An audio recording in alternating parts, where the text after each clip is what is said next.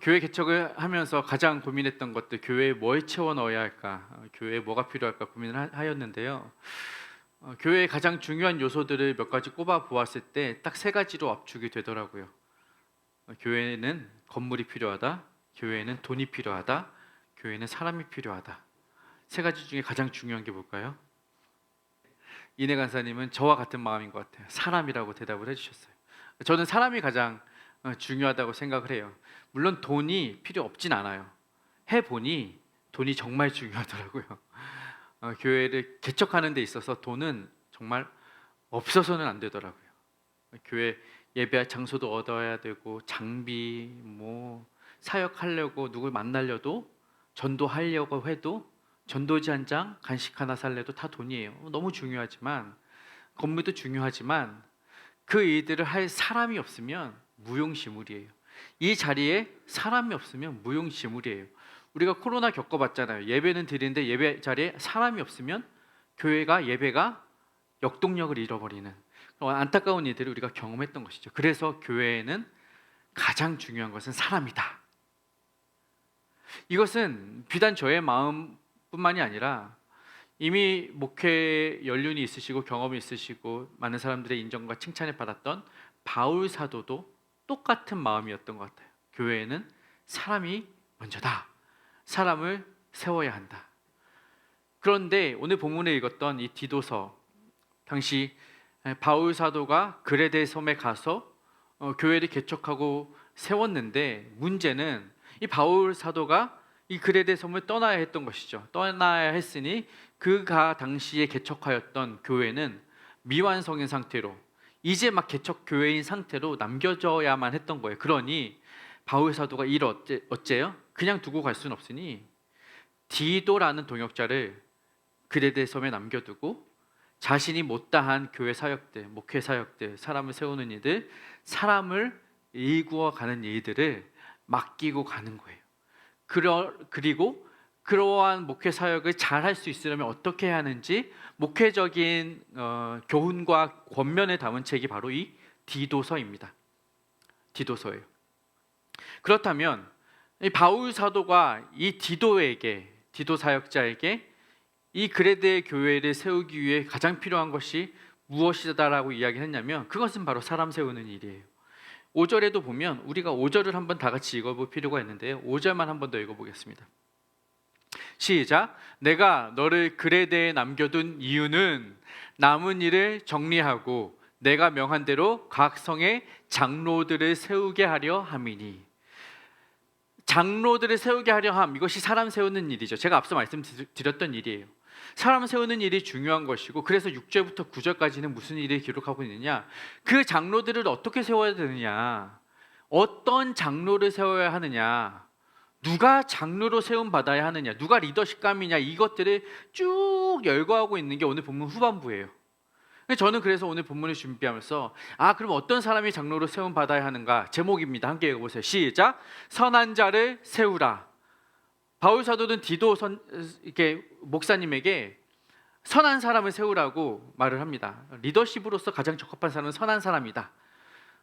그런 이야기를 하고 있는데, 사실 이 이야기를 준비하면서 묵상하면서 제가 더 주목했던 것은 5장 전반부예요. 5장 전반부. 선한 사람, 선한 일, 선한 사역에 관한 이야기는 다음 주에 조금 더 자세히 할 수 있을 것 같고, 제가 어제 이제 개척 감사 예배를 드리면서 수많은 이렇게 선배님들, 목회 선배님들, 그리고 함께 사역했던 동역자들, 그리고 성도님들 만나면서 제 마음속에 주신 이야기들, 그리고 오늘 본문에 다시 보니 노란색으로 하이라이트한 부분이 더 마음에 와닿더라고요. 그것은 뭐예요? 다시 한번 읽어볼까요? 시작. 남은 일을 정리하는 것. 남은 일을 정리하는 것. 이게 눈에 확 들어오더라고요. 그 남은 일을 정리하는 것, 생각해 보니까 이 바울 사도가 떠나면서 디도에게 남은 일을 정리시키고 간 거예요. 남은 일을 정리시키는 것. 여러분, 남은 일을 정리하는 일, 남은 일을 정리하는 일은요, 쉬운 일 아니에요. 그렇죠? 어감만 들어도 좋지 않아요. 그래서 제가 이거를 좀 묵상해 봤어요. 왜 바울이 디도에게 남은 일을 정리시켰을까? 본문을 원어로 헬라어로 조금 더 자세히 보다 보니 이 남은 자, 남았다라는, 남겨두다라는 이 단어가 우리말로 직역하면 오늘 본문에는 약간 의역이 되어서 남았다라고 본문이 해석이 되어 있는데, 헬라어 원문을 직역해두면 남겨두다라는 의미보다는 떨어뜨리다라는 의미가 강합니다. 떨어뜨리다. 그러니까 다시 말하면 바울은 디도와 함께 그레데 섬에 선교하러 왔어요. 같이 왔죠. 그랬는데 지금 상황은 어때요? 바울이 디도만 남겨두고 바울은 떠나는 거예요. 이게 뭐예요? 떨어뜨리다는 거예요. 나는 갈 테지만 너는 떨어져서 여기 남아라. 이 의미가 담겨 있는 거예요. 떨어뜨리다. 여러분, 떨어뜨리는 것, 떨어짐을 당하는 것, 이것은 조금 우리가 좀 묵상해 볼 필요가 있는 것 같아요. 여러분은 왜 이곳에 떨어뜨려 놓았을까? 나를 왜 이곳에 떨어뜨려 놓았을까?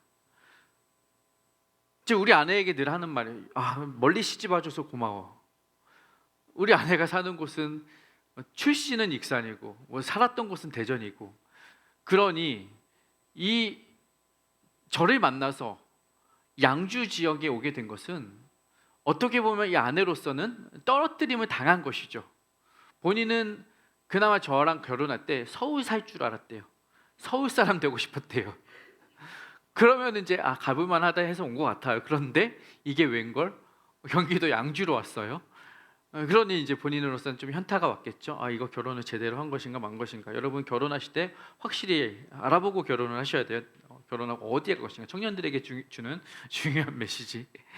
우리 아내는 저한테 좀 속은 거죠. 아무튼 그럼에도 불구하고 저희 아내는 약간 긍정적이에요. 약간은 이상적이고 해서 그러면 양주 지역, 여기가 서울이야, 여기가 중심이야, 내 중심으로 세상은 돌아간다, 이런 얘기를 하더라고요. 그러니까 내가 있는 곳이 중심이니까 괜찮아, 내가 양주 다 씹어 먹을 거야, 이런 표현들을 해요. 너무나 이제 아름다운 표현이고 그렇지만 한편으로는 좀 정신승리죠. 그래서 그렇지, 안타까운 마음도 있고 긍휼한 마음도 있고 미안한 마음도 있어서 제가 그냥 응 하고 넘어가고 있는데, 중요한 것은 우리 아내는 떨어뜨림을 당한 거죠. 지내고 있던 지역에서 떨어졌고, 가족들과 떨어져야 했고, 사역하던 곳에서 떨어져야 했다는 것이죠. 이렇게 보면 비단 저희 아내만 떨어진 것은 아니죠.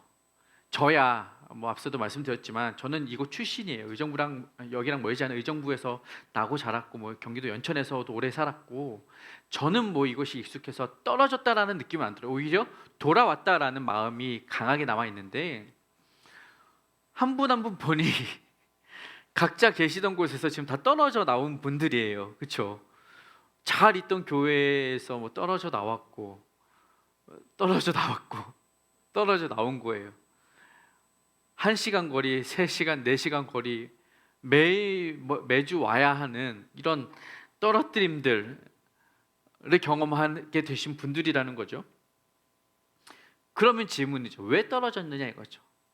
여러분들은 왜 양주 옥정 지역까지 예배를 드리러 오셔야 했으며 우리 아내는 왜 여기까지 시집을 와야 했느냐 이거죠.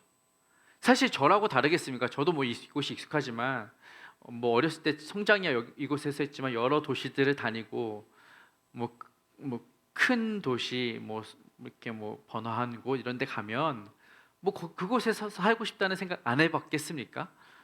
해봤죠. 그런데 이곳으로 오게 되었어요. 중요한 것은 그렇다면 왜 이곳에 왔느냐는 거죠. 여러분, 그것에 대한 답은 너무나도 분명하고 너무나도 간단합니다. 여러분이 이곳에 떨어진 이유, 즉 이곳에 남겨진 이유는 바로 이곳에서 해야 할 일이 있기 때문에 그렇습니다. 아멘. 여러분 함께 따라하세요. 내가 이곳에 떨어진 이유는 할 일이 있어서다. 여러분은 할 일이 있어서 이곳에 떨어지신 거예요. 이곳에 남겨지신 거예요. 그러니까 이거 다시 말하면 여러분 이곳에 어쩌다 우연히 그냥 떨침 당하신 것이 아니라 그곳에 심겨졌다는 거죠. 이곳에 보냄 받았다라는 거예요. 오늘 본문에서 그러한 이야기들을 담고 있습니다. 여러분은 어쩌면 그냥 그저 어떤 우연으로 이곳에 보내진 것이 아니라 떨어뜨림을 고의적으로, 의도적으로, 계획적으로 이곳에 보내어졌다는 거예요. 어제 개척 예배를 하면서 많은 성도님들이 오시고 많은 목사님들, 저의 모든 과거를 아시는 분들이 오셔서 저의 과거 이야기들을 조금 하셨죠. 아까 식사하면서도 그 이야기 조금 했는데, 저는 젊었을 때 뭐 전도사 시절에도 전도사 같지 않았고 목사 시절에도 목사 같지는 않았어요. 누구도 단 한 번도 저를 목회자로 본 적은 없었어요. 없었고, 지금도 제가 이렇게 교회 개척한다고 공사한다고 이러고 앉아 있으면 누군가 다니다가 오셔서는 목사님이세요? 뭐 이렇게 얘기를 해요. 물론 이곳이 교회인지조차도 몰라요. 교회 같지도 않은 교회, 목사 같지도 않은 목사가 제가 하고 싶은 사역의 초점이기도 한데, 어찌 되었든 저의 과거에 함께했던 동역자들, 그리고 선배 목사님들, 담임 목사님들은 그런 모습들을 다 보신 거죠. 그런데 자, 여러분, 중요한 것은 그분들이 저를 보시면 김정은 괴짜야, 김정은 독특해, 김정은 이상해, 김정은 뭔가 목사 같지 않아 라는 생각이 앞서 있었다면, 그것이 전부였다면, 그 독특함 하나뿐이었다면 그들이 저와 함께 동역을 했을까? 이렇게 개척 예배를 드린다고 제가 찾아갔을 때, 저 목사님 저 개척합니다, 함께 오셔서 뭐 설교도 해주시고 격려사도 해주시고 권면사도 해주시고 막 순서를 부탁을 드렸어요.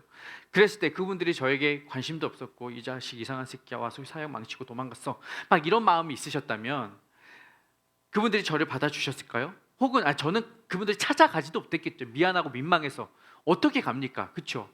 근데 제가 그분들에게 가서 순서를 부탁드릴 수 있었던 이유, 그리고 그분들이 오셔서 그 순서를 감당하실 수 있었던 이유는 제가 사역 잘해서예요. 열심히 했고 부끄럽지 않게 했고, 보여지는 모습으로는 설령 목사 같지 않더라도 적어도 제 내면 안에는 찐 목사의 감성이 늘 심겨져 있었고 담겨져 있었던 것이죠. 예지 자매나 이내 자매 같은 경우는 저의 젊은 시절을 다 보셨잖아요. 저 열심히 했거든요. 열심히 했어요. 뭐 잘하는 건 둘째치고, 제가 잘했다고 자신할 수는 없지만 열심히 했어요. 쉽진 않았지만 쉬지 않고 사역을 했습니다. 그래서 저는 그분들에게 당당할 수 있었고, 그분들이 저를 인정해 주실 수 있었다라는 거예요. 이 이야기를 들으는 이유는 뭐냐? 왜 일을 맡기시느냐 이거죠. 왜 일을 맡기시느냐? 그분들이, 제가 조금 더 이야기 더 해야겠군요. 설교의 개연성을 위해서 대안교회 사역을 했대. 윤영민 목사 오셨었는데, 저는 분명히 고등부 파트타임으로 가서 고등부만 열심히 하면 된다라고 했는데, 딱 1년 지나니까 교육부 디렉터를 맡기셨어요. 교육부 디렉터는 참 어려운 일이었어요. 뭐 저희 고등부뿐만이 아니라 교육부 전체를 총괄해야 했고, 전체를 들여다봐야 했고, 전체를 조율해야 하는 일들은 쉬운 일은 아니에요. 우리 교회 고등부 행사만 하는 것이 아니라 교육부 전체 행사를 제가 살펴주어야 했으니까 능력도 안 되고 깜도 안 되는데 그걸 하려니 얼마나 힘들었겠습니까? 그런데 모르긴 몰라도 그 당시 대한교회 윤영민 목사님께서 저에게 맡겨주셨던 이유는 할만하다고 판단하신 것 같아요. 그래도 1년 동안 고등부 사역한 거 보니 얘한테 이걸 맡겨도 감당하겠구나라고 생각을 하셨던 것 같아요. 꿈과 사랑의 교회 갔더니 거기서는 이제 교구 사역을 맡겨주셨는데, 거기서 또 1년 지나니까 교구 사역 플러스 청년부를 또 맡겼어요. 힘들죠. 하기 싫죠. 교구 사역 열심히 하고 있었고 그것만 해도 벅찬데, 돌이켜보면 얘가 이거 하나 더 맡겨도 할만한 아이구나 라고 믿어주셨던 것 같아요. 파이디온 몇 년 사역하고 못하겠다, 힘들겠다, 때려치고야겠다 하고서 싸우고 도망가고 나왔어요. 사실은 좋게 나온 것도 아니었어요. 선배랑 싸우고 갈등 생겨서 나왔어요. 선배한테 나가라고 할 수는 없잖아요. 제가 나왔어요. 그랬는데 딱 3개월 후에 대표님한테 전화가 왔어요. 정아 다시 한번 보자. 갔더니 뭐 하냐? 다시 같이 하자. 다시 해보자. 저는 근데 그 선배하고 같이 못해요. 저는 그 팀 다시 못 들어가요. 그랬더니 그러면 팀 하나 만들어서 너가 하고 싶은 사역을 해. 그래서 제가 팀장 했어요. 그냥. 그리고 하고 싶은 거 마음껏 했어요. 그 대표님이 정말 이상하신 분이고 생각이 없으신 분이고 철학이 없으셔서 저한테 그렇게 하셨을까요? 전 모르긴 몰라도 그분은 그래도 저를 인정해 주셨고 신뢰해 주셨고 얘가 이걸 맡기면 그래도 뭐라도 하겠구나라고 판단해 주셨던 것 같아요. 결과는 모르겠지만. 그러니까 제가 여기서 드리고 싶었던 이야기는 초점은 뭐냐? 무언가 일을 하나씩 더 맡긴다는 것. 누군가에게 사역을 더 맡긴다는 것은 그 사람을 믿는다는 거죠. 사역을 맡긴다는 것은 두 가지예요. 시키면 다른 사람이 없어서 얘한테 시키거나 아니면 다른 누구보다 얘가 탁월하게 잘해서이거나 둘 중에 하나 아니겠습니까? 그렇다면 여러분도 마찬가지예요. 여러분이 남겨져서 이곳에 떨어뜨림 당해서 이곳에 오셨어요. 하나씩 사역을 맡으셨어요. 그러면 여러분도 고민하시는 거예요. 나를 왜 이곳에 부르셨을까? 왜 내가 이 자리에 세워졌을까? 두 가지겠죠. 이걸 할 만한 다른 식기가 없어서 그냥 내가 해야겠다 뭐 이런 마음으로 그냥 뭐 억지로 왔거나 혹은 두 번째죠. 이 사역을 내가 잘할 수 있기 때문에 나를 이곳에 보내셨구나. 이겁니다. 여러분에게 모르긴 몰라도 하나님께서 여러분에게 이러한 사명을 주신 이유는 두 번째 이유라고 저는 확신을 합니다. 시키려면 다른 사람도 있고요. 시키려면 누구라도 하면 돼요. 사실 그러나 그렇게 하나님 일하지 않으셔요. 하나님 쓰실 만한 사람을 불러서 쓰신다는 거예요. 여러분이 링크처치에 가장 적합한 사람들이기 때문에 불러서 택해서 고르고 골라 이곳에 세워주셨다는 거예요. 저는 그렇게 확신해요. 제가 물론 다른 사람들에게 뭐 요청을 안 했겠습니까? 함께 사역해보자, 함께 자리해보자, 함께 달려보자 뭐 다른 사람들에게 수많은 오퍼를 넣었겠죠. 그런데 그들은 오지 않아요. 그들은 올 수도 없어요. 그런데 여러분만 왔어요. 여러분만 특별하게 떨어뜨려지신 거예요. 저는 그 확신이 있습니다. 바라기는 여러분에도 그 확신이 있기를 소망합니다. 오늘 처음 오신 두 분이 있어서 이 메시지가 어쩌면 더 좀 적합하다라고 저는 생각이 되는데 반신반의하면서 오셨을 거예요. 고민 많이 하면서 오셨을 거예요. 왜 와야 되나 생각도 많이 하셨을 거예요. 그러나 하나님이 결국 보내셨다면 그 이유 성경에 있습니다. 특별히 떨어뜨려서 남은 일을 정리하라고 보내신 거예요. 정리하다라는 일은 뭐냐? 그냥 뭐 찌꺼기 허드렛 일 처리하는 정도가 아니라 정리하다는 set in order예요. 순서대로 세우다, 바르게 세우다, 차례대로 맞추다 이거예요. 무언가 균형 잡히지 않는 일을 균형 있게, 무언가 채워지지 않는 일을 풍성하게, 무언가 세워지지 않는 일을 바로 세우라고 하는 것이 정리하는 일이에요. 그러니까 남은 일은 뭐냐? 결핍이고 여백이고 부족이고 연약함이라는 뜻이에요. 부족하고 연약하고 결핍된 일을 바로 세우고 바로 채우고 바로 가도록 그 일을 하는 것이 남은 일을 정리하다는 거죠. 바울 사도가 그 일을 미처 못하고 사람을 장로를 미처 세우지 못하고 그냥 떠나야 했을 때 디도야 너는 이 교회를 바로 세워라. 그것이 남은 일을 정리하다라는 거예요. 그렇다면 디도를 향한 하나님의 음성은 여러분에게도 동일하게 불려지는 거예요. 예지야 가서 링크처치 바로 세워라. 이내야 가서 교회 풍성하게 찬양으로 채워라. 유진아 가서 다음 세대들을 말씀으로 바로 세워라. 이 음성이 저와 여러분에게 동일하게 들려지는 거예요. 그것은 단지 2000년 전에 디도에게만 들려진 말씀이 아니라는 거예요. 오늘 대한민국 서울에 살아가는 저와 여러분에게 하나님이 주시는 음성입니다. 남은 일들을 정리하는 것, 부족한 일을 채워가는 것, 그것이 우리에게 맡겨진 일이라는 것입니다. 그것이 하나님이 남은 자들을 통해 일하시는 거예요. 하나님은요, 하나님의 일을요 남은 자들을 통해 계속해서 일해 오셨다니까요. 남은 자들을 통해서 수많은 사람들에게 중에서 몇몇을 남기시는 거예요. 기드온의 용사들 보세요. 수백 명, 수천 명이 지원을 했지만 출연하고 단 300명만 남기시잖아요. 하나님은 그들을 출연해서 300명만으로 하나님의 일을 이루시는 거예요. 엘리야가 힘들 때 하나님께서 바알에게 무릎 꿇지 않는 7,000명만 골라서 그 선지 생도들을 택하셔서 바알과 대적하는 데 쓰신다는 거예요. 단 몇 명. 하나님은요 다 필요하지 않으셔요. 몇 명만이라도 하나님께 헌신된 그 사람들 남겨서 일을 하신다는 거예요. 그러므로 여러분, 남은 자라는 것은 어쩌다 남겨진 불필요한 잔반 찌꺼기 같은 존재를 의미하는 것이 아닙니다. 남은 자라는 것은 하나님이 그 일에 쓰시려고 다른 사람 다 쳐내주시고 남겨두신 사람들, 그들이라는 거예요. 여러분이 바로 그러한 사람들이라는 사실을 확신하시길 바랍니다. 그러므로 우리가 가져야 할 믿음의 자세는 무엇이냐? 우리가 바라보아야 할 믿음의 시선은 무엇이냐? 왜 나만 여기 남겨졌을까가 아니라 왜 나만 여기 남겨주셨을까? 왜 나만 여기에 남겨졌을까가 아니라 나를 여기에 남겨주신 하나님을 바라보는 것이, 남아있는 나를 보는 것이 아니라 내 뒤에서 나를 갖다가 세워주신 하나님의 손길을 보는 것, 그 믿음의 눈, 그것이 저와 여러분에게 필요한 자세라는 것입니다. 여러분, 다시 한번 질문합니다. 교회에서 가장 중요한 게 무엇이냐 이거죠.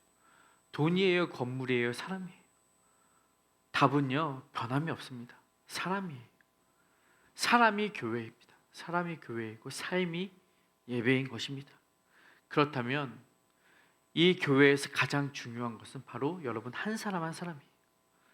여러분 한 사람 한 사람 하나님이 구별하여 남겨두셨다라는 확신으로 우리 함께 이 공동체를 바로 세워갑시다. 남은 일을 정리해 갑시다. 부족한 일들, 연약한 일들, 결핍들을 채워가는 그 일에 저와 여러분이 쓰임 받기를 주님의 이름으로 축원합니다. 우리